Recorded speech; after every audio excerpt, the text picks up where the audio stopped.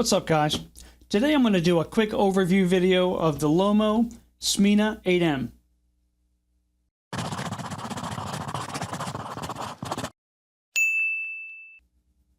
Alrighty, so before I get started, I just want to mention that this little guy has somewhat of a cult following, and I can understand why. It's a fun camera to shoot, and it has a lot of quirks, and I think those quirks kind of translate into cool pictures.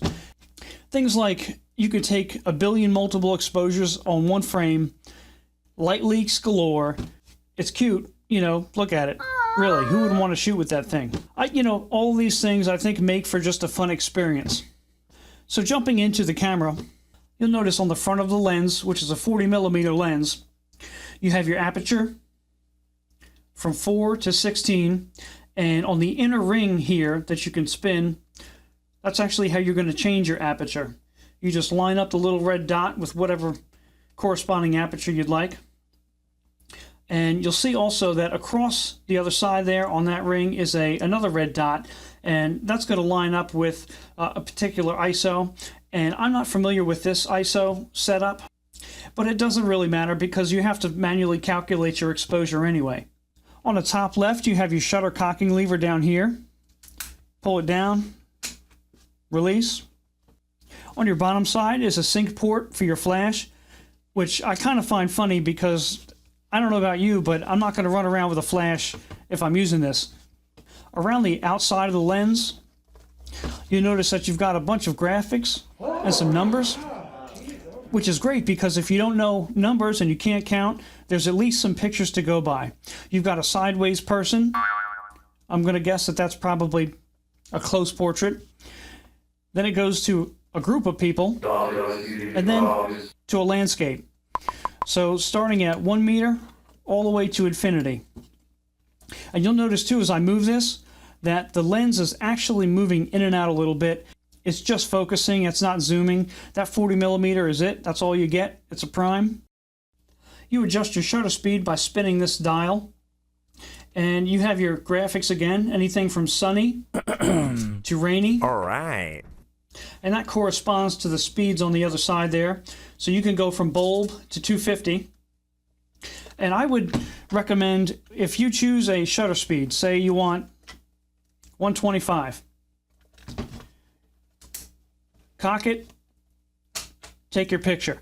I wouldn't change it. After you cock your shutter lever, I wouldn't move that, because I don't know if this is the same, but in the Yashica TLRs I had read that once you set your shutter speed and you cock the lever, that it could damage the mechanism if you try to change your shutter speed after the fact. Now, whether that's the same case with this, I don't know. I'm just going to play it safe, and once I choose a speed, that's it.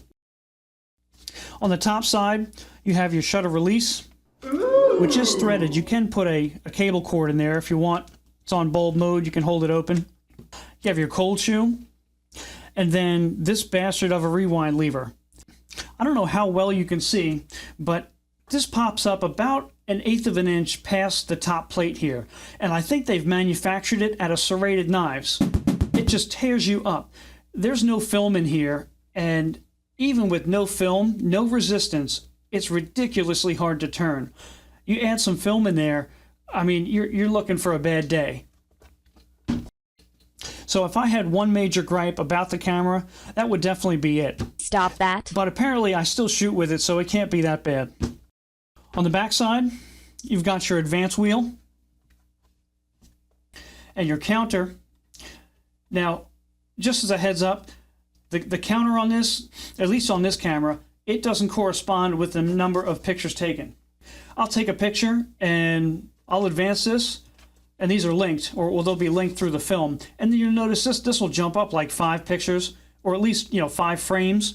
But I do know that once I'm advancing this, if this is moving, at least I know that my film is moving across the plane. On the left side, you have your viewfinder, and this is just a straight through. You have a couple pieces of plastic that you're looking through, so there's nothing that's connected with the lens. So you just have to be mindful that when you're up close on a subject that there is a little bit of an offset, so just keep that in mind. On the bottom, you have a tripod socket, which is plastic. It's just routed into the body. So just be careful not to cross-thread that. On the left-hand side, this latch will open the door on the back side. Now you'll notice that there's no seal along here. It leaks like a sieve. If you go out in the bright sun, you're going to get light leaks. So you have two options. Cut some 3M seal and put it in there, or you can take electrical tape and just run along your door seams here, which that's probably going to be your cheaper and easier option. So that's the rundown. I'm going to load some Tri-X into this guy, go out to a local spot and see what we can get.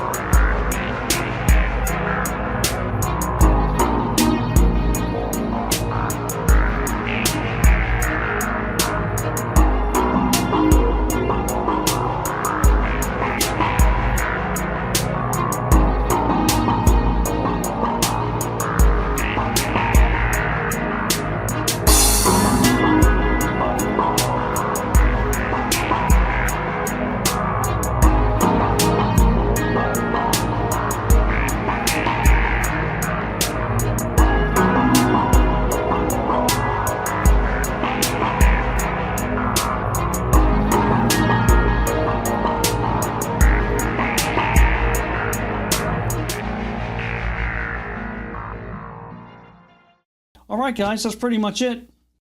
All the development info for this roll, I'll put that down in the description, as well as any kind of helpful links like the user manual, stuff like that. That'll be down there as well. If you found this video helpful, if you could do me a favor and give it a thumbs up. I think that about wraps it up today, and we'll catch you next time.